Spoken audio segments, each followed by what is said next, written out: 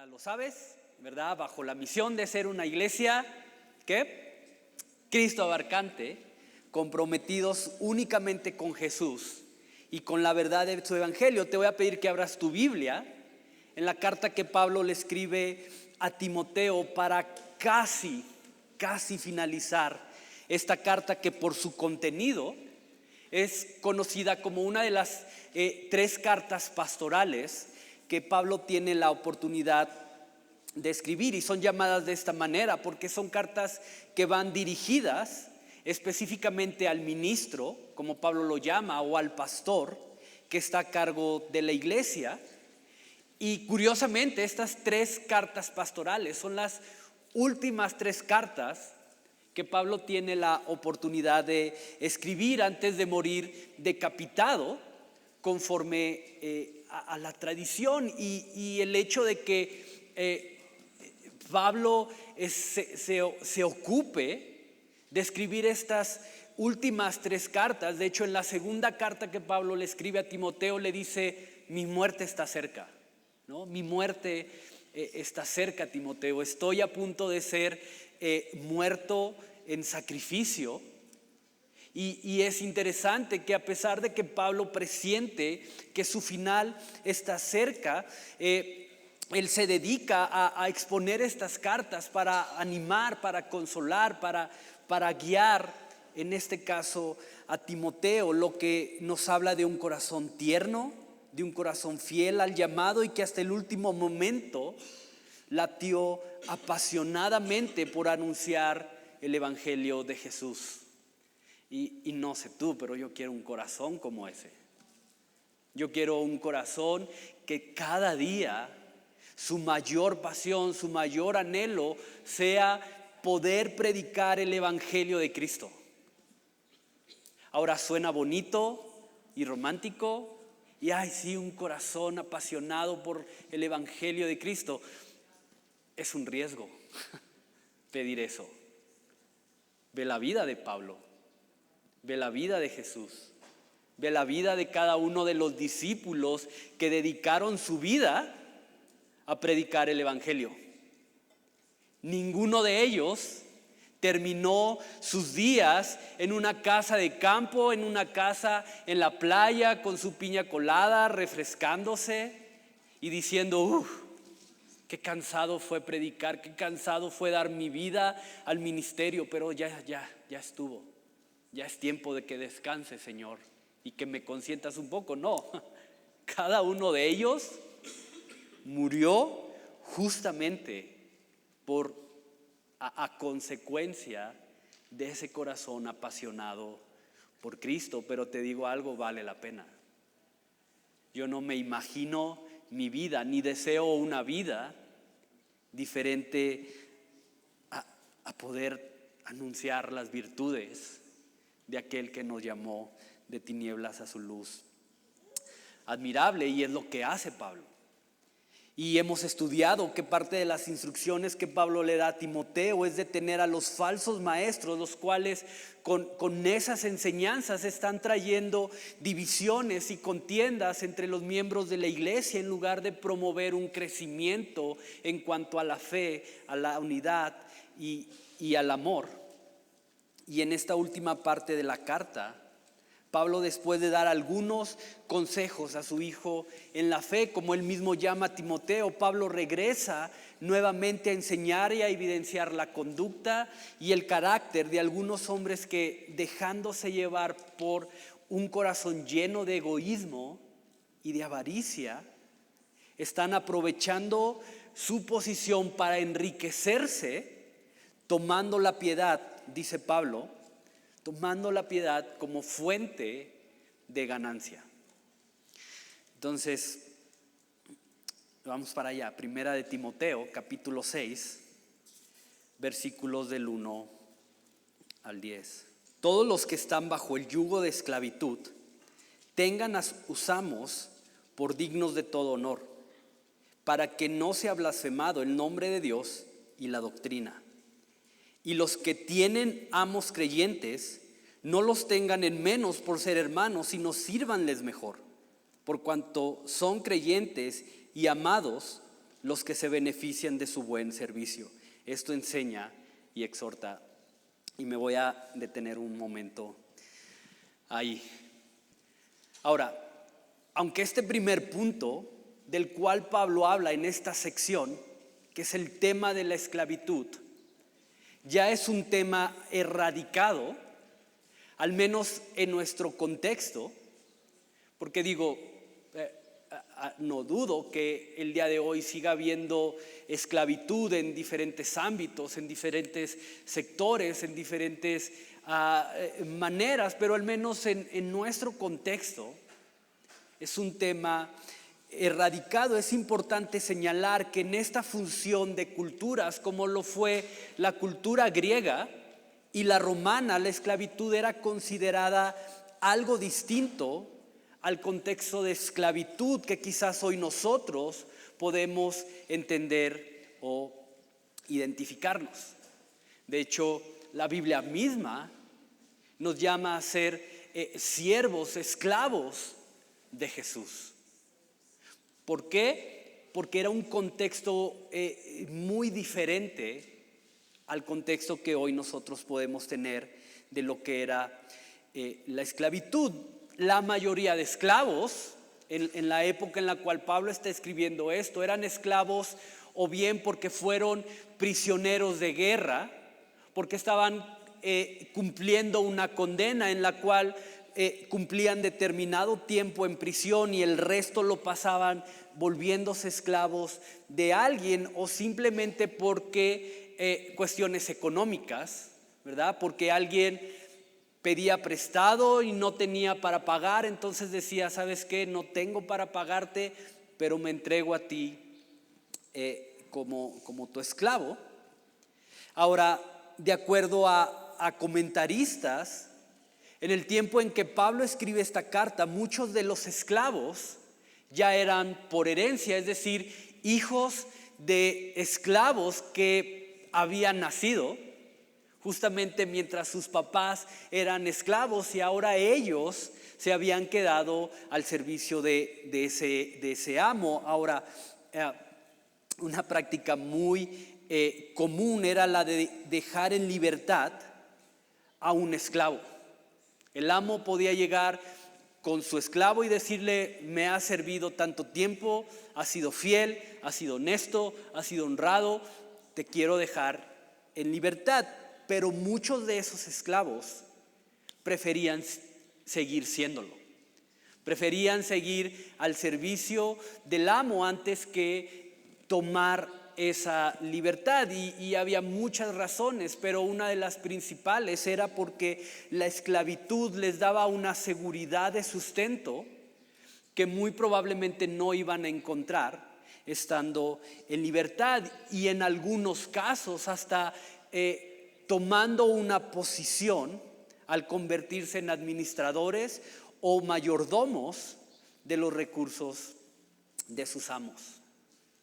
Entonces, para el tiempo que Pablo está escribiendo esto, los esclavos no solamente constituían una buena parte del sector considerado como pobre, una buena parte del sector considerado como aquellos que movían la economía en el imperio grecorromano, sino además fueron un gran sector a quienes el evangelio los había terminado de alcanzar, proporcionándoles una esperanza y una nueva identidad. De hecho, no sé si sabías esto, pero en tu Biblia hay una carta, un libro llamado Filemón, que Pablo le escribe a este hombre, Filemón, para decirle que reciba a Onésimo, un esclavo que había estado trabajando con Filemón, pero que se había escapado. Algunos comentaristas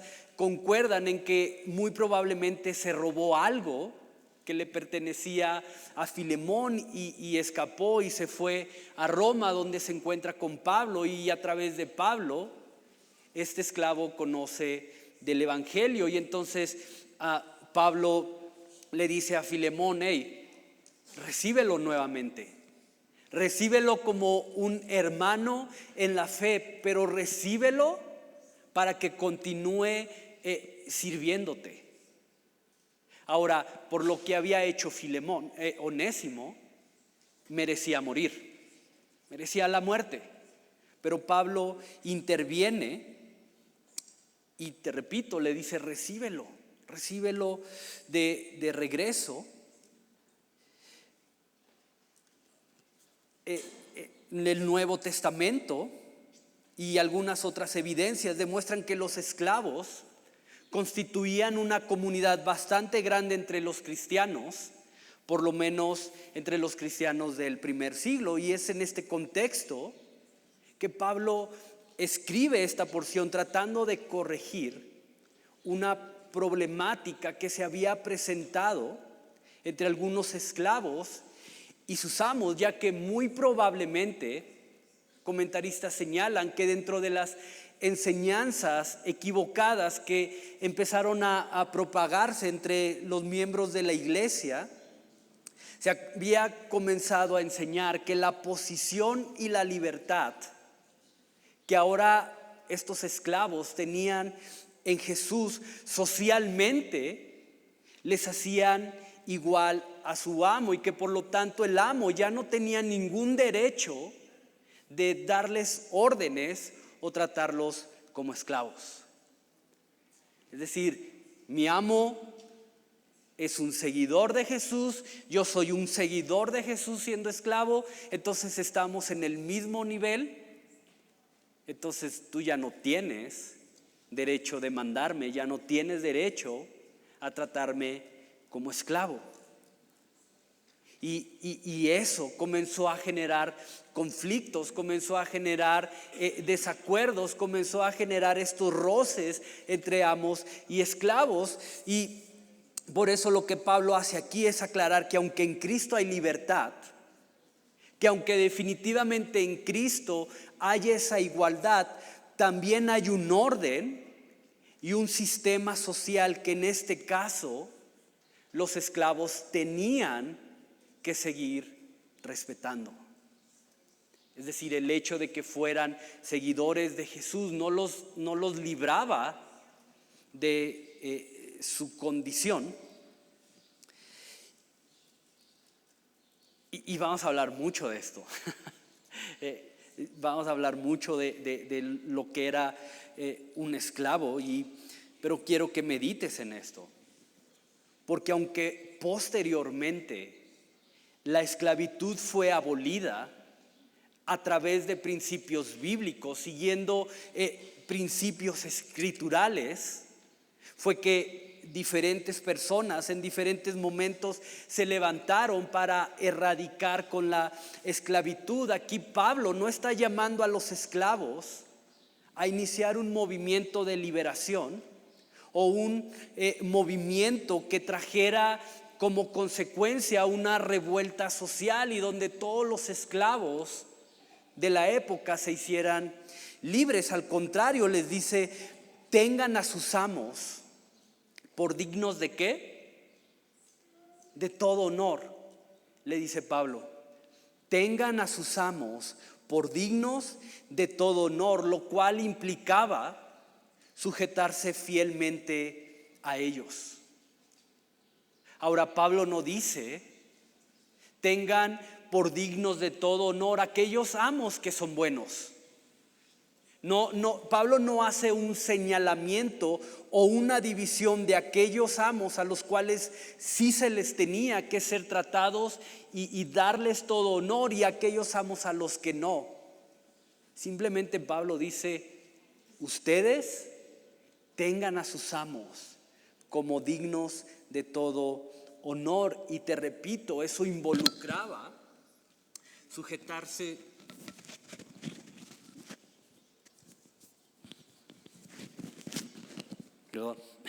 Eso involucraba sujetarse a ellos de una manera fiel. Y quiero que veas cuál es la razón para tomar esta postura delante de los amos. Dice Pablo: para que no sea blasfemado el nombre de Dios y la doctrina. Para que no sea blasfemado el nombre de Dios y la doctrina. Entonces, básicamente lo que Pablo está diciendo es, hey, esclavos, tomen o tengan a sus amos como dignos de todo honor para que el nombre de Dios no sea blasfemado, ni la doctrina. Ahora, esta palabra blasfemar, creo que está ahí en el idioma griego, que es el idioma que Pablo está escribiendo esto, es la palabra blasfemeo, que se usaba cuando alguien quería hablar mal, difamar o reprobar la conducta o el comportamiento de otra persona. Eso es difamar. Hablar mal, reprobar o difamar la conducta y el comportamiento de alguien más. Entonces lo que Pablo está diciendo básicamente es que la falta de sujeción y honra de estos esclavos hacia sus amos podría terminar haciendo que otros hablen mal, difamen o reprueben el nombre de Dios y de sus enseñanzas. Y esto es, ¿por qué, Pablo? ¿Por qué yo, siendo esclavo, al momento de dejar de sujetarme o al momento de dejar de darle todo honor a mi amo, estoy haciendo que el nombre de Dios sea difamado, sea reprobado o que hablen mal en contra de Dios a consecuencia de eso? Y la respuesta es, no sé. Entonces, cierra tu Biblia y vámonos. No, ¿por qué? Vamos a tratar de explicar esto y te pido que pongas mucha atención para que el resto tenga sentido. Todo acto de deshonra o de desobediencia en contra de un amo se podía considerar como un acto de rebeldía o de oposición. Ahora, esto pudiera parecer exagerado y un tanto difícil de asimilar por el contexto, ¿no? Es una situación muy particular, es una situación muy cultural que, te repito, al no estar nosotros inmersos en este contexto, probablemente nos cueste mucho trabajo entenderlo o asimilarlo. Pero cualquier acto de rebeldía o de oposición en contra de un amo podía llegar a considerarse como un acto de levantamiento en contra del orden y del sistema social. ¿Sí? ¿Tiene sentido eso? Cualquier acto de rebeldía en contra de un amo podía llegar a considerarse como un acto de levantamiento en contra del orden y del sistema social. Es decir, cualquier esclavo que se opusiera a su amo, más allá de simplemente deshonrarlo, era considerado y podía llegar a acusársele como alguien que se estaba oponiendo al orden y al sistema social establecido por el Imperio Romano. Entonces iba más allá de simplemente una rebelión en contra de alguien en particular, sino que podía llegar a escalar a un punto en el que se le pudiera llegar a considerar como un revoltoso, como alguien que se quería levantar e ir en contra del sistema, de lo que el Imperio Romano había establecido. Ahora, ¿qué tiene que ver el nombre de Dios y la doctrina, como dice Pablo, en esto? Y la respuesta vuelve a ser la misma, no sé. Créeme que ha habido temas difíciles de estudiar y de predicar y de entender, pero se voló la barda y son de esos temas que, Pablo, ¿por qué tuviste que escribir eso? ¿Verdad? Pero necesitamos dar un paso atrás para poder entender por qué Pablo menciona el nombre de Dios o que el nombre de Dios es blasfemado y la doctrina son blasfemadas cuando un sirviente deshonraba a sus amos. Cuando Jesús se encarnó y habitó entre su pueblo, una de las principales enseñanzas fue: mi reino no es de este mundo. Yo no he venido, dijo Jesús, a establecer un reino terrenal en este tiempo. De hecho, aún después de que Jesús resucita y justo antes de ascender, los discípulos seguían de alguna manera teniendo la esperanza en que Jesús iba a ser ese rey que derrocaría al imperio romano a través de un movimiento social y revolucionario, y le iba a regresar la grandeza a Israel. Y justo antes de ascender le preguntan a Jesús: Maestro, ¿restaurarás el reino a Israel? Y la respuesta de Jesús es: ustedes no conocen los tiempos ni las sazones. Entonces Jesús no venía a establecer un reino terrenal, y por lo tanto Jesús no vino a destruir o a luchar en contra del imperio romano y su sistema. Jesús mismo dijo: denle al César lo que le corresponde, pero denle también a Dios lo que le corresponde a Dios. Si Jesús hubiera venido a luchar en contra del imperio, Jesús hubiera dicho: todo es de Dios, dénselo a Él, y no le den nada a César. Pero a través de estas afirmaciones podemos ver cómo Jesús reafirma que su reino no era terrenal. Entonces la obra de Jesús, su propósito, nunca fue ir en contra de un orden y un sistema. Y te repito, es un tema complicado de entender, de escuchar, de aplicar, pero tenemos que verlo. Aún los primeros discípulos no solamente fueron conocidos por el amor que había entre ellos, como lo había anticipado Jesús en la última cena: en esto van a conocer que son mis discípulos, por el amor que se tengan entre ustedes, sino también fueron conocidos porque, a diferencia de cualquier otro grupo que se levantó en esa época, los seguidores de Jesús no eran un grupo que se dedicaran a establecer un sistema de pensamiento que se opusiera al sistema romano. De hecho, el mismo Pablo, en la carta que escribe a los romanos, en el capítulo 12, les dice: toda autoridad, buena o no tan buena, ha sido puesta ¿por quién? Por Dios.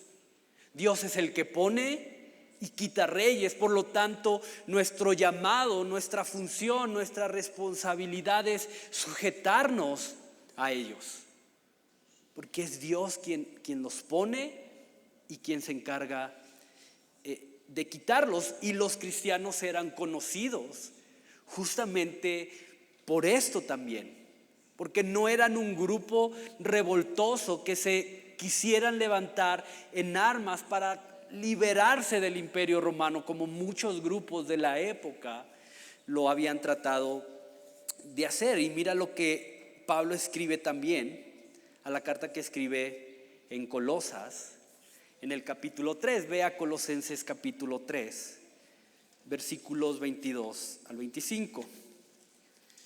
Colosenses, un par de libros atrás.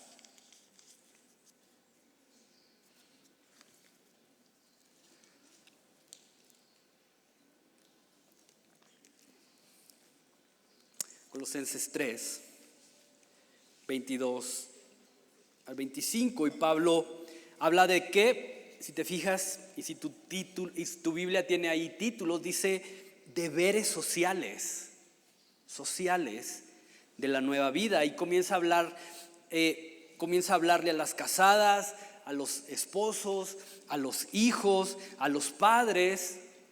Y también incluye a los siervos o a los esclavos. Dice, obedeced en todo a vuestros amos terrenales, no sirviendo al ojo como los que quieren agradar a los hombres, sino con corazón sincero, temiendo a Dios.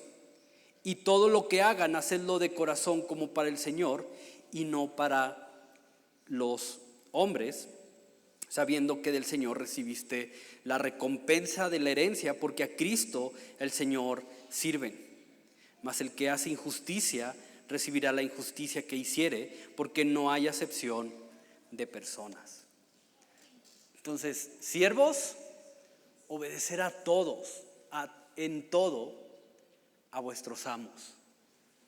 Otra vez, la intención de Pablo nunca fue que los esclavos se levantaran en un movimiento de liberación, en una lucha, en un desorden social por ser libres. Al contrario, constantemente les está diciendo: esclavos, siervos, sujétense, obedezcan, den un buen testimonio a través de esto. Ahora, y este es el punto.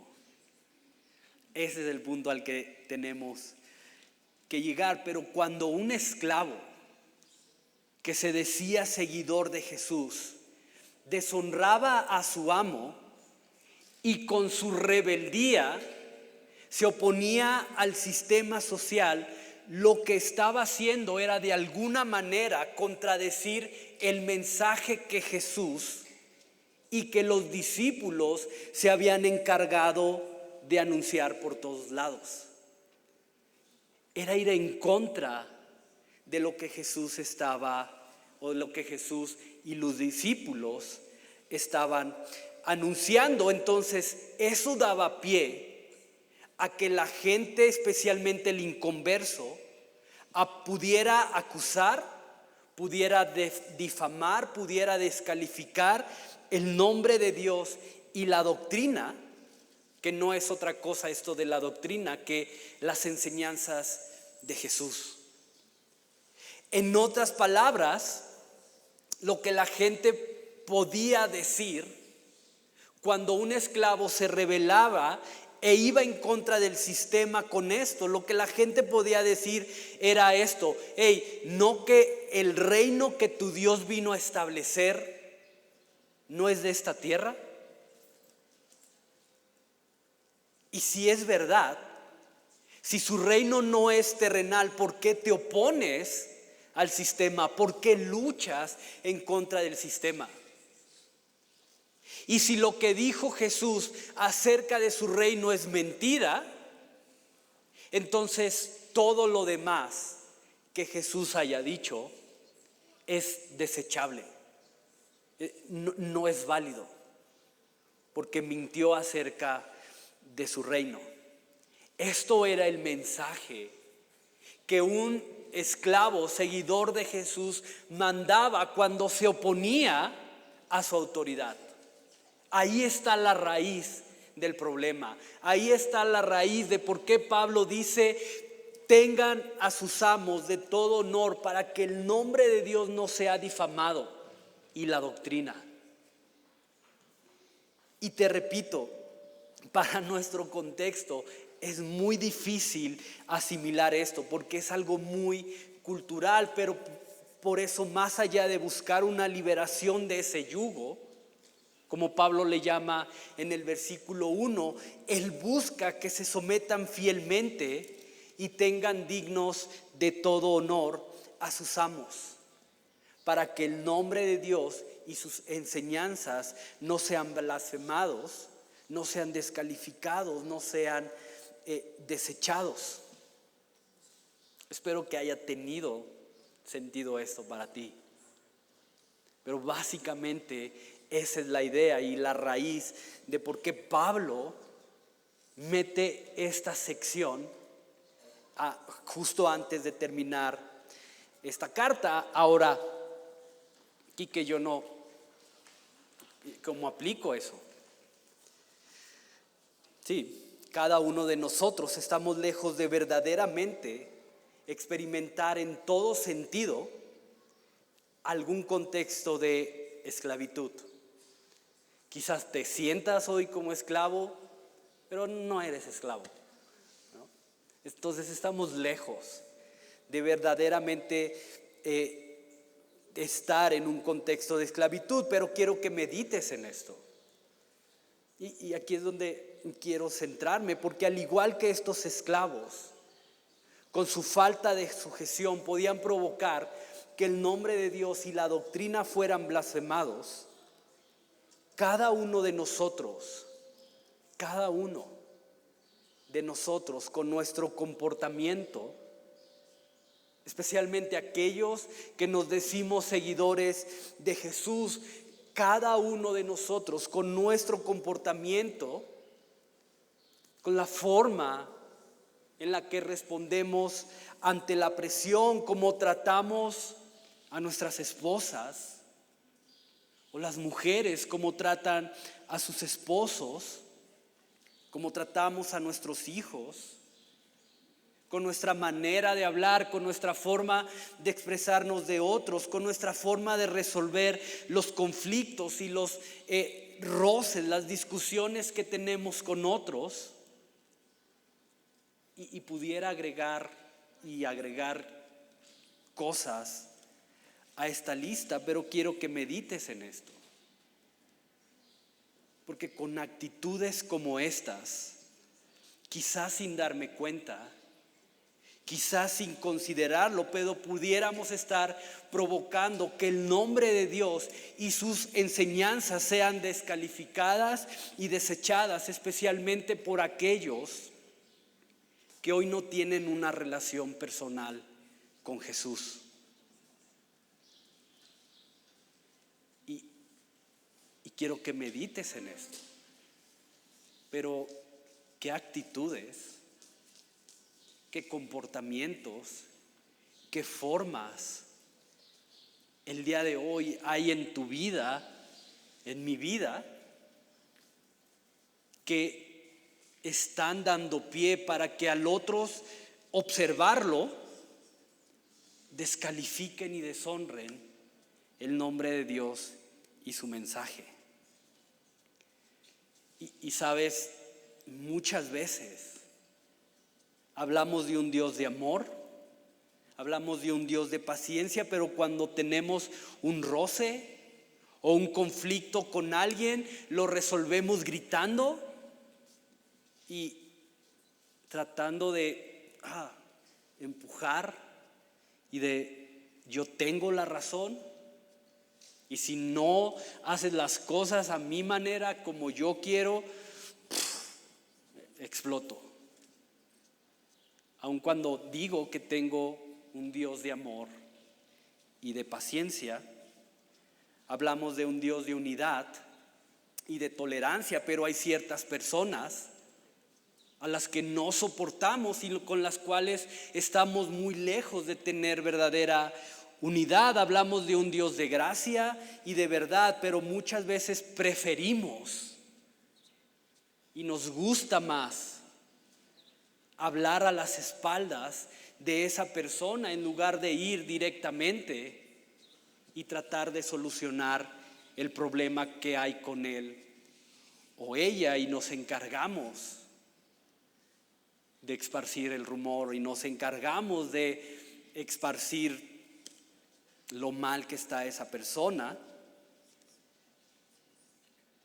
Y como te lo mencionaba anteriormente, pero sin darnos cuenta o sin llegar a considerarlo tal vez de esa manera, pero esto en algún punto puede influir para que otros descalifiquen el nombre de Dios y sus enseñanzas. Uy, mi papá siempre nos lleva a la iglesia, pero todo el tiempo le está gritando a mi mamá. Si yo voy a ser así de grande, mejor no quiero ir a la iglesia. Mi mamá siempre nos está diciendo que oremos, pero cuando ella está pasando por alguna situación, en lugar de orar, se pone toda estresada y de mal humor y no le puede decir uno algo porque salimos más regañados. en lugar de que ella haga exactamente lo mismo que nos manda hacer, entonces, pues ¿para qué oro? Ahora, tristemente somos somos muy buenos para copiar lo malo. Y ayer, hablando con alguien que vino a Pan de Vida, le hacía unas preguntas y decía, es que los niños copian tus actitudes. Y le digo, pues será una actitud mala. Es que si tú haces esto mal, ellos también lo van a hacer mal. Le digo, pues será lo único que copien, porque hay 200 cosas que hacemos bien y curiosamente lo único que hacemos mal es lo que copian. Porque así es. No es nuestra naturaleza, es una naturaleza corrompida, viciada, lo que nos lleva justamente a hacer eso. Dice que es cristiano, pero siempre está llegando tarde al trabajo y siempre es el primero en querer irse. Eso le enseñan en su iglesia, pues mejor me quedo como estoy. Te repito, nuestras acciones, sin darnos cuenta o si llegar a considerarlo de esa manera, pero en algún punto pueden influir y pueden ser una plataforma para que otros descalifiquen el nombre de Dios y su mensaje. Te repito, o más bien te vuelvo a hacer la pregunta: ¿qué actitudes, qué acciones hay hoy en ti, en mí, que están sirviendo para que otros tengan motivos para descalificar el nombre de Dios y sus enseñanzas? Ahora, quiero que veas lo que dijo Jesús con referencia a esto. Vamos a Mateo capítulo 5, por favor, Mateo capítulo 5, versículos 14 al 16. Mateo 5, 14 al 16. Ustedes son la luz del mundo. Una ciudad asentada sobre un monte no se puede esconder, ni se enciende una luz y se pone debajo del almud, sino sobre el candelero y alumbra a todos los que están en casa. Así alumbre vuestra luz delante de los hombres, para que vean vuestras buenas obras y que glorifiquen a vuestro Padre que está en los cielos. Glorifiquen a vuestro Padre que está en los cielos. Y no sé si puedes ver el contraste que hay aquí. Por un lado, dice Pablo, con tus acciones, con lo que haces, puedes estar provocando que otros descalifiquen el nombre de Dios. Pero por otro lado, dice Jesús, tus acciones también pueden hacer que otros glorifiquen su nombre. ¿De qué lado quieres estar? Pedro, el discípulo de Jesús, en la carta que él escribió, en el capítulo 2, versículos 11 y 12, y si quieres anotar y leerlo después, Primera de Pedro capítulo 2, versículo 11 y 12, le dice a la iglesia: les ruego que mantengan entre los gentiles una conducta irreprochable, para que cuando vean sus buenas obras, en lugar de tener algo de qué acusarlos, glorifiquen a Dios en el día de la visitación. Dice Pedro que al ver sus buenas obras, en lugar de tener algo de qué acusarlos, glorifiquen a Dios con lo que hacen. Entonces quiero que medites en esto, porque nuestras acciones tienen mucho más peso del que quizá hemos llegado a considerar, especialmente en un contexto familiar, en un contexto del hogar. Ojo con eso, papás. Y no lo sé, pero si hoy tus acciones han provocado más que el nombre de Dios sea descalificado, que glorificado. Es tiempo de arrepentirte para volver a ser esa sal y esa luz que Dios nos ha llamado a ser. Y lo hemos visto mientras hemos estudiado en Timoteo. Algunas veces o muchas veces es más fácil dar una cara fuera de la casa que dentro de la casa. Fuera de la casa es muy fácil ser acomedido, ser amable, respetuoso. Pase usted, no, después de usted, ¿no? Y yo ayudo, y yo levanto, y yo hago, y yo hablo bonito, pero en la casa, ahí, donde a lo mejor no hay muchos reflectores, donde no hay ojos viéndonos, donde no hay recompensa, donde no hay admiración, donde nos conocen verdaderamente como somos y cómo nos despertamos y a qué nos huele la boca cuando recién nos levantamos, y ahí, sí,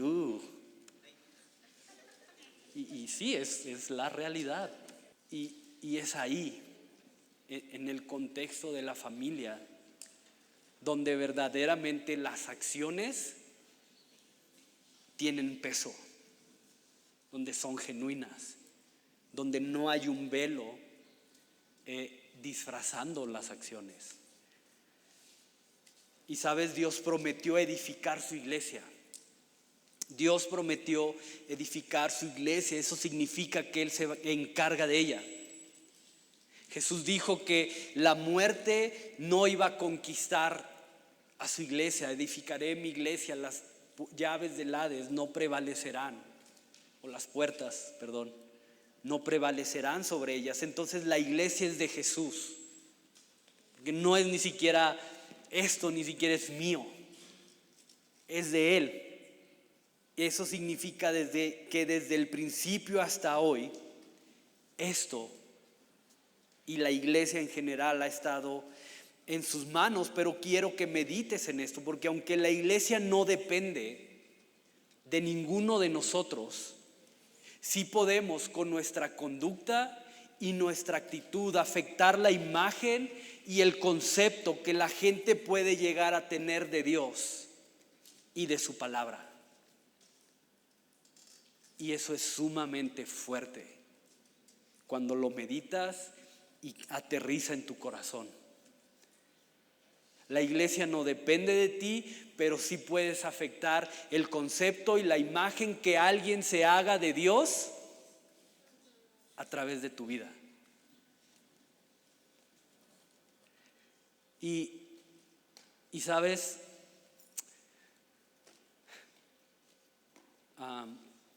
sí, lo tengo que decir de esa manera, pero muchas veces hay demasiado desinterés en muchos sentidos. Pero yo estaba observando y veía el desinterés de muchos, y está bien. No puedes exigirle a un no cristiano que tenga actitudes cristianas, es ilógico.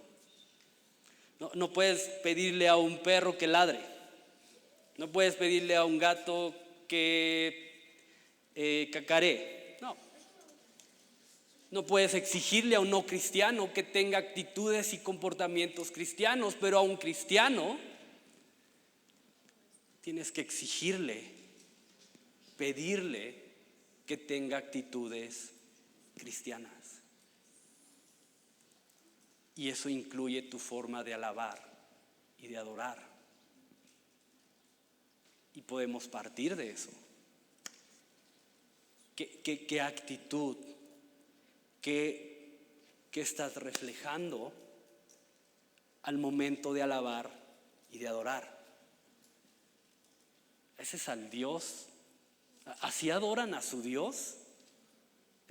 ¿Ese interés le ponen a adorar, a cantarle a su Dios? Pues mejor me quedo así. Si no les mueve una pasión por ese Dios, pues Y perdón, y no estoy señalando a nadie, me estoy señalando a mí, pero ponen payaso de rodeo y soy el primero en saltar a la pista y a jalar a todo el mundo. Pero cuando se trata de alabar y adorar,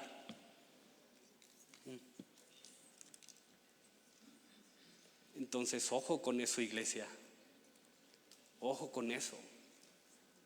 Porque no es para mí, no es para los que están acá, es para tu Rey, tu Dios y tu Señor.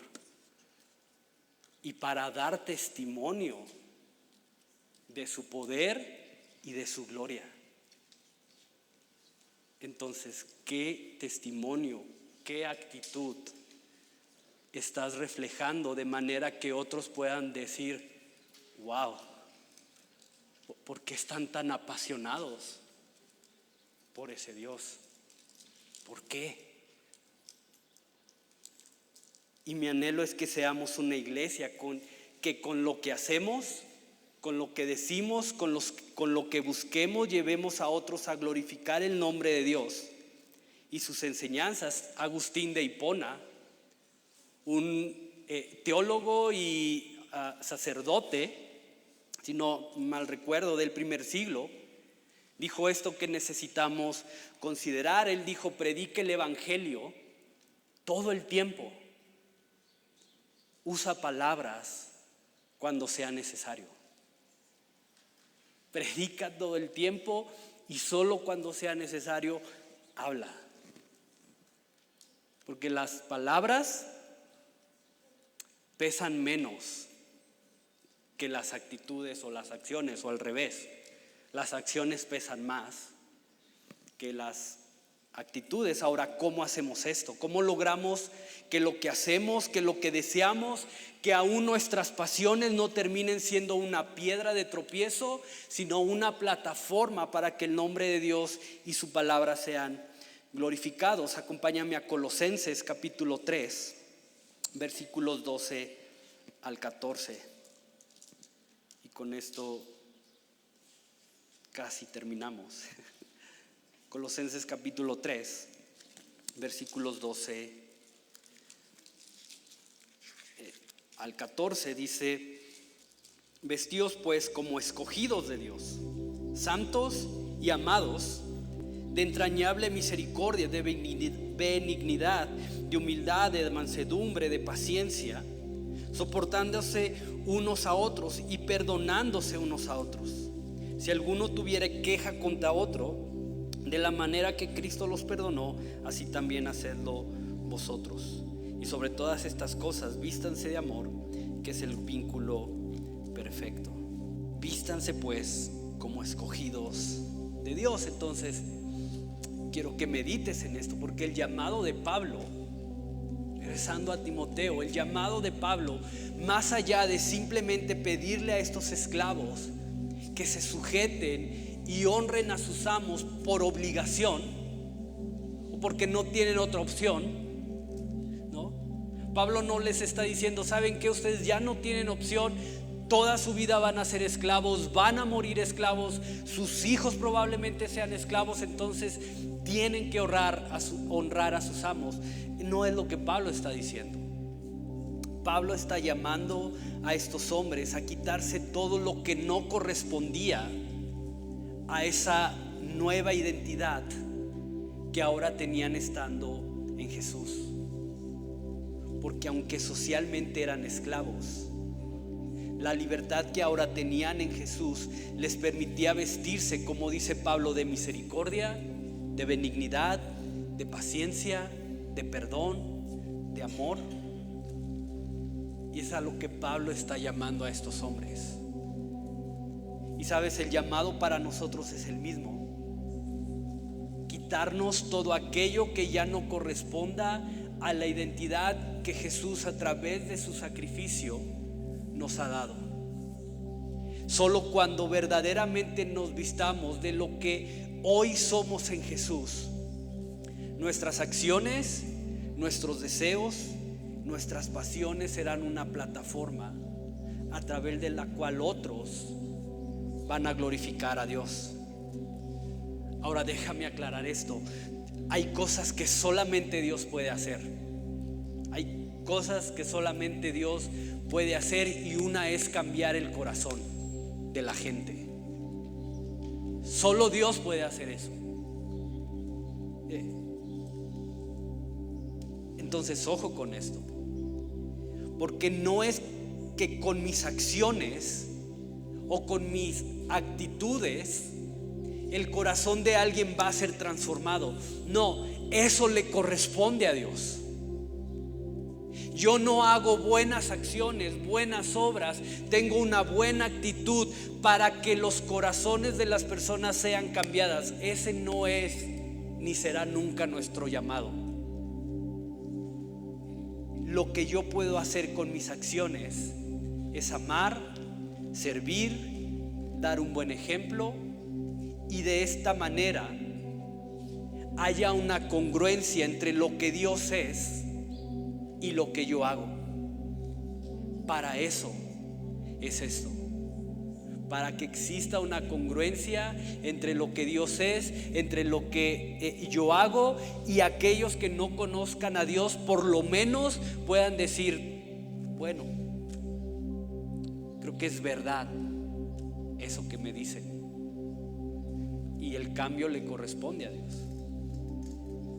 Entonces somos llamados a eso, a dar buen testimonio de quién es Dios. Y dice Pedro, somos llamados a anunciar las virtudes de aquel que nos llamó de tinieblas a su luz admirable. Que estamos anunciando más allá de con nuestras palabras, con nuestras vidas.